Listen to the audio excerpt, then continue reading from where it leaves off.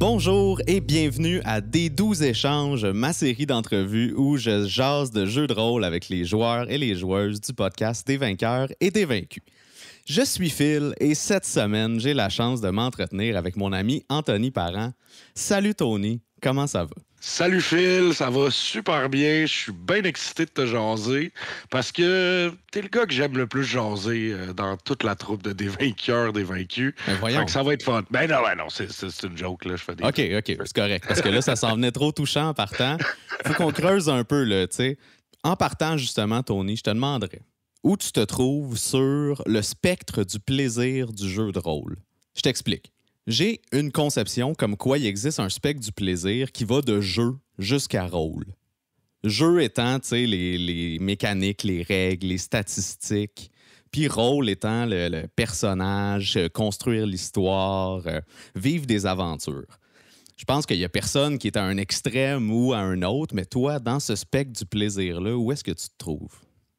Ben, c'est sûr, Phil, que c'est un peu cliché de dire que je me trouve drette dans le milieu. Tu sais, je suis de base, puis on se connaît d'un contexte où on a fait de l'impro ensemble, puis etc. Oui. Tu sais, ce qui m'attirait du D&D, ben, c'était le côté jeu, le côté jeu de rôle, personnage, etc. Même si c'est pas...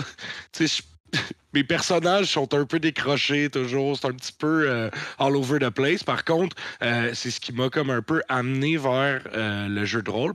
Mais à ce moment-là, est-ce que tu serais à l'aise de jouer une partie, disons, où tout le monde se pointe à la table, puis il n'y a pas de règles? C'est juste, tu arrives avec ton personnage, puis tout le monde compte une histoire en prenant la narration quand ils veulent.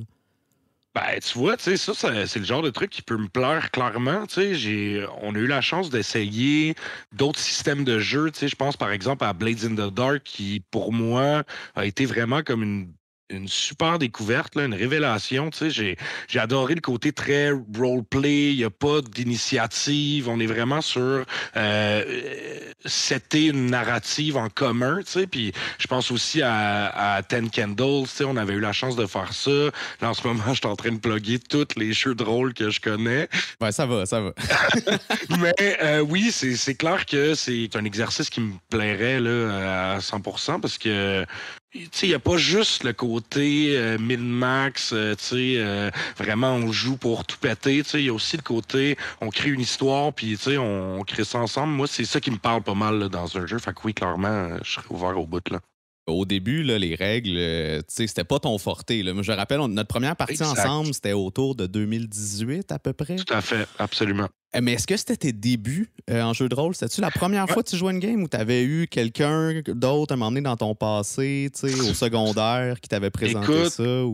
vraiment pas, tu sais, puis je te dirais que la première game que j'ai jouée, ben, c'est avec toi et nos amis dans le contexte de notre game de Alroua qui est travaillé par des mains de maître de LP Ferland. Oui, Ça fait oui. quoi, là? Mais ça fait maintenant 3-4 ans là, que moi, je suis embarqué dans la partie. Je pense que je suis arrivé niveau 9, puis là, on est rendu comme niveau 15. Fait que ça a été ça, mon baptême, moi, des jeux de rôle. Puis, tu sais, je pense qu'il n'y a pas meilleure école là, que rentrer dans une game qui est déjà un peu établie avec du monde de 1 que je trouve hyper le fun et drôle et le fun à jouer avec. T'sais. Et un DM qui est aussi accessible, technique que LP. T'sais. Je pense que c'est la meilleure école. T'sais. Fait que oui, ça a été ma première expérience de game. Puis quel bonheur encore de jouer cette game-là. Pour moi, c'est mon petit bonheur, là, mon petit plaisir. C'est une game incroyable, le genre de game Absolument. que je me plais à dire qu'on joue depuis trop longtemps. Absolument. Mais justement, toi, en arrivant là, tu t'es pas senti un peu outsider d'arriver dans une game où on avait déjà joué plusieurs sessions, on était rendu avec des liens au niveau des personnages, mais au niveau des joueurs aussi, tu sais? Totalement. C'est sûr que ça a été pour moi une espèce de... c'était stressant parce que là, moi, je me build un nouveau personnage niveau 9. Je sais pas comment ça marche. Je comprends pas les mécaniques. Je sais pas trop comment on roleplay, puis comment qu'on installe un personnage. Fait au début, c'était un peu plus... je vais dire, c'était un peu plus... sketch, là, tu sais, je suis comme rentré, j'ai fait, OK, ça va être ça mon personnage. J'ai pas vraiment pensé à des backgrounds, tu sais, je suis vraiment allé comme, je suis rentré dedans, mais avec des grands joueurs puis un grand DM comme ça, tu sais, on se fait super bien inclure dans le game. Puis, tu sais, je te dirais à partir de la deuxième, troisième session, mais je commençais à prendre mon aise puis savoir c'était quoi ma place dans cette équipe-là puis ce team-là. Fait que, tu sais, oui, c'était stressant au début, puis je te mentirais de dire que ce l'est toujours pas. Tu sais, je me Ah oui, considère pas encore comme aujourd'hui, ça te stresse de venir jouer? C'est clair, ben, tu sais, c'est pas un stress bizarre, c'est juste comme. Je veux pas vous laisser tomber, je veux bien jouer, je veux jouer mon personnage de la bonne façon. Fait que, il y a tout le temps ce petit stress, mais tu sais, en gros, là, il y a tout le temps cette petite excitation de je veux bien faire, puis tu sais, je veux que. Je veux pas que le party meure à cause de ma mauvaise expérience. Là, tu sais. Ah ouais, c'est un bon point. Parce que j'allais dire, tu sais, un des plaisirs de D&D, c'est qu'il n'y a pas vraiment de bonne façon, tu sais, ou de mauvaise façon de jouer. Mais Exact. c'est vrai que si tu causes la perte de tout ton party, C'est là que c'est triste, là, tu sais. on pourrait dire une mauvaise façon.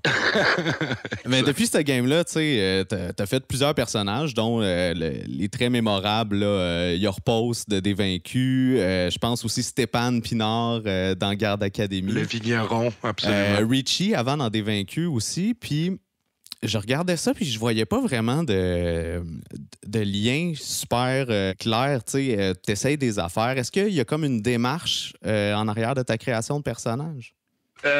La première affaire que je me dis, là, sincèrement, quand je build le tout, puis je me dis, OK, premièrement, est-ce que ça va être le fun? T'sais? Fait que moi, je pense vraiment au fun que ça va amener, l'espèce de couleur que ça va amener dans une histoire. Pas nécessairement ce que ça va être drôle, mais il y a toujours un petit fond de comédie là, en arrière de tout ça. Ouais. Les années d'impro m'auront peut-être amené ça, le fait que je veux entertainer, je veux que ça soit le fun. Fait que, tu sais, c'est pas mon genre vraiment de faire des personnages super intellectuels, vraiment comme intenses, investigateurs, too much. Tu sais, moi, je veux trouver une angle un peu plus funny pour que l'écoute soit légère, l'écoute soit le fun. Fait que, tu sais, si j'ai un angle, c'est pas mal ça. De me dire, est-ce que ça va transparaître bien et drôle? Puis moi, est-ce que je vais avoir du fun à faire ça? T'sais. Parce qu'il y a ça aussi, là, je veux m'amuser quand même. Fait que, de prendre un accent ou un accent qui est toujours très sketchy aussi, mais de parler d'une voix drôle, je veux être sûr que ça va bien sortir sur le podcast ou dans nos games. Puis tu vas avoir du fun à la ramener à chaque fois aussi. C'est clair, exact. Il faut que je sois bien là-dedans puis que j'aie du plaisir à sortir ce perso-là. Exact. Puis des persos que tu as fait, y en a-tu un que c'est ton bonhomme, là, c'est ton préféré? Ben, c'est sûr que là, je commence à m'approprier beaucoup Jorpos. Jorpos, moi, je trouve que il a sa couleur, il a son spot dans Des Vaincus aussi, tranquillement. J'aime bien son accent. Je trouve qu'il est un peu pince sans rire. C'est un drôle de personnage. Mais aussi, dans une game que je joue avec des amis, j'ai fait un Wild Magic Sorcerer qui s'appelle Akris. Puis Akris, il parle tout le temps un peu sur le bout de la langue comme ça. C'est vraiment drôle quand même. Parce que moi, évidemment, quand on fait des games, moi, je travaille dans le domaine du vin, hein, des spiritueux. Fait que je suis quelqu'un qui en consomme. Hein. Fait que j'aime ça, être un peu chaud, puis faire la voix d'Akrit, puis rouler mes tables de Wild Magic, puis tout. Je trouve ça le fun aussi. Fait que ça aussi, c'est un perso que j'aime bien incarner. Mais sinon, tous mes persos sont pas loin de mon cœur. C'est vraiment des... C'est toutes des pantoufles dans lesquelles t'aimes ça. 100%, oui, absolument. C'est vraiment un bonheur parce que je les ai choisis de jouer de même puis de faire ça comme ça. Puis c'est drôle qu'on parle de ça parce que je pensais jamais dire ça d'une game de D&D ou d'une game de jeu de rôle. Je pensais jamais être investi comme ça là-dedans. C'est vraiment comme quelque chose que j'ai découvert un peu sur le tard aussi. Ça fait comme 3-4 ans qu'on m'a initié à ça. Mais au début, c'était pas le genre de jeu que je me disais que j'allais rentrer dedans. T'sais. Puis là, en ce moment, je fais des one-shots avec mes amis tout le temps. J'ai des campagnes à gauche, à droite. J'ai des ouais, t'es vainqueurs, des DM vaincus. aussi de tes propres games? Absolument, tu sais, je me fais des petits homebrew avec des amis que j'initie, tu sais, puis c'est très de base, là, tu sais, puis des homebrew que j'invente toutes sortes de monstres, puis il y a rien qui fait vraiment de sens, tu sais, mais je compte une histoire, puis les amis, tu sais, comme mes settings sont weird, etc., mais bon, tu sais, mes amis qui font pas ça, tu sais, des amis qui sont comme entrepreneurs, du monde qui ont des business, etc., puis moi, je les amène dans ce monde-là, tu sais, avec mon imaginaire. Ça, c'est un grand plaisir aussi pour moi. Le DMing, ça a été aussi une belle révélation. Tu sais, je trouve ça cool de jouer, mais je trouve ça aussi cool de faire ton histoire, puis créer tes affaires. Puis ça aussi, c'est un... Mais qu'est-ce que tu trouves le plus difficile quand t'es DM? Ben, c'est sûr que moi, en termes de structure de game, tu sais, moi, je suis pas... Puis D'être là, cohérent d'une partie à une autre? 100%, ça c'est clair, tu sais, puis tu me connais, Phil, puis c'est moi tout craché, tu sais. Mais là, vous allez me châtier, là, c'est clair que vous allez me taper dessus. Moi, je suis pas quelqu'un qui a acheté les livres de Dungeons and Dragons. Moi, malheureusement... C'est ton meilleur coup de folle, hein? Ben là, regarde, je vais vous dire la vérité, là. Moi, tu sais, Google, c'est parfait pour moi. Mais t'es lu pareil, là. Ben oui, c'est ça. J'ai connaissance du truc, là, mais j'ai pas les copies physiques à la maison. Je suis pas ce genre de gars-là. Fac, c'est un peu aléatoire, tu sais, mes encounters, ce que je fais dans mes games, le genre de monstre que je vais mettre, etc. C'est vraiment un peu n'importe quoi, tu sais. Ça donne de quoi, c'est clair, je suis capable de build une histoire autour de ça, mais peut-être mon manque de structure, tu sais, ça, c'est quelque chose sur lequel je vais devoir travailler, tu sais. Mettons, t'arrivais à une table avec des joueurs qu'eux autres, le lore de D&D, ils connaissent sur le bout de leurs doigts, là, tu serais shifté bien raide. Ah, c'est clair, tu sais, puis ils m'aimeront pas, c'est clair, tu sais. Moi, je suis vraiment... j'y vais avec le feel. C'est un peu rudimentaire, mais c'est ça, tu sais, j'y vais avec vraiment le feel, puis l'espèce d'ambiance, puis tu sais, j'essaie de meubler ça autrement qu'avec les technicalités, puis les trucs super pointus, tu sais, qu'il y aura dans les livres, mais j'enlève rien à personne. Moi, c'est de même que je fais mes games. Puis quand je m'en vais jouer avec du monde un peu plus structuré, un peu plus, ben garde, je suis. Et c'est ça qui est ça, là, tu sais. Puis j'écoute, puis Ouais, mais en même temps, tu sais, la 5e édition de D&D, je trouve qu'elle permet beaucoup ça, la simplification, puis le fait que Totalement. tu peux initier des gens qui sont pas obligés là, de connaître là, l'histoire de comment le monde s'est créé, puis de se casser le basic là, avec l'importance des divinités, puis des 48. En tout cas, tu sais. Ben, t'as bien raison, puis tu sais, c'est peut-être ça au début qui me stressait, tu sais, je trouvais que c'était tellement un gros monde, tellement une grosse patente que c'était dur à attaquer. Tu sais. C'est comme commencer à boire des vins de Bordeaux. Là, tu sais. Je fais une analogie avec mon travail. Tu sais, découvrir des appellations, toutes sortes de trucs. Il y a des trucs super pointus. Moi, c'est plus juste pour le fun de jouer. Puis learn as it goes. Excuse-moi l'anglicisme, là, mais tu sais... Apprendre sur le tas. Ben, c'est ça, exact. T'sais. Puis je pense que je suis un bon exemple de ça, moi, Phil. T'sais. J'apprends sur le tas, puis c'est ça. T'sais. Écoute, je trouve que tu es un joueur type vraiment pour les gens qui veulent s'initier. Tu es l'exemple de la personne qui est arrivée à table. Puis pendant toutes les premières sessions, on était comme, ben non, tu sais, ton initiative, c'est ta dex plus un D20. Puis là, quand tu roules ça, mais c'est plus ta force ici. Ouais, ça a pris du temps. Mais à un moment donné, quand tu acquiers toutes ces règles-là, puis ça devient un peu des arrière-pensées, tu peux, j'ai l'impression, te focusser plus sur l'essentiel de la game, ce qui est à dire jouer l'histoire, au lieu de jouer ta feuille. Tout à fait. C'est clair. Avant, j'avais peut-être une vision un peu trop juste sur ma feuille, justement, puis le côté technique, etc. Puis ça me laissait pas vraiment de place pour virer fou, puis tu sais, expand mes ailes, puis tu sais, comme me la jouer comme je voudrais me la jouer, puis au travers des années, ben c'est un peu ça comme qui a comme débloqué puis qui a déclenché. Puis ça, j'en suis super content parce que si j'étais resté dans cette espèce de vision un peu plus juste arrêté sur ma feuille, ben je pense pas que j'aurais eu de fun longtemps. Là, j'aurais peut-être laissé le jeu de côté. Puis, fait que tu sais, il y a ça, oui, il y a de comprendre les règles selon moi, puis de savoir un peu comment que ça marche. Mais il y a aussi de se faire du fun parce que de base, c'est un jeu, puis c'est le fun. Exact. Puis quand tu crées justement tes games, ou puis même quand tu crées tes personnages, y a-tu des choses qui t'influencent dans ton jeu de rôle, que ce soit des films ou des séries? Puis même d'autres podcasts que tu aurais écoutés. Tu sais, je vais dire oui, mais pas tant que ça non plus. Mais tu sais, c'est clair que là, tu sais, on est dans l'ère de toutes ces balados-là, puis on en fait des super bons au Québec. Tu sais, je vais plugger Coup Critique, qui travaille super bien, Rage de D, qui est vraiment cool. C'est sûr que de là, moi, je m'inspire un peu. Je m'inspire aussi, évidemment, classique de Critical Role. Hein. Tout le monde a un peu commencé par ça. Tu sais, moi, en pandémie, tu sais, je me suis tapé en rafale des épisodes de Critical Role. Matt Mercer, qui est selon moi un des meilleurs DM au monde, là, puis j'apprends rien à personne. Mais on a eu des bonnes jasettes, justement, sur Critical Role dans les dernières années, mais j'ai l'impression, toi comme moi, à un moment donné, on a perdu l'intérêt. Là. 100%, tu sais, à un moment donné, des épisodes de 5 heures, over-meublés de toutes sortes d'affaires, de side story, de lore, tu sais, puis c'est bien fait, là, c'est ultra bien exécuté, mais à un moment donné, je vais trop essayer d'être Matt Mercer dans tout ce que j'entreprends, tu sais, puis c'est pas la bonne façon de faire, tu sais, puis de deux, je vais tout le temps essayer de me comparer à ce genre de podcast-là, puis t'sais, on peut pas faire ça. Là. On est excellent, je trouve, dans des vainqueurs, des vaincus, mais on n'est pas à ce niveau-là. Là, on n'est pas non plus des acteurs. En tout cas, on peut pas se comparer à ça. Fait que je me suis un peu dissocié de ça. Mais oui, effectivement, mon frère en écoute encore. Puis quand je tombe dessus, ben, j'écoute avec intérêt. Puis ça me donne des façons aussi de colorer un peu mon monde, moi, en tant que DM. Puis avoir du fun là-dedans, puis se promener. T'sais.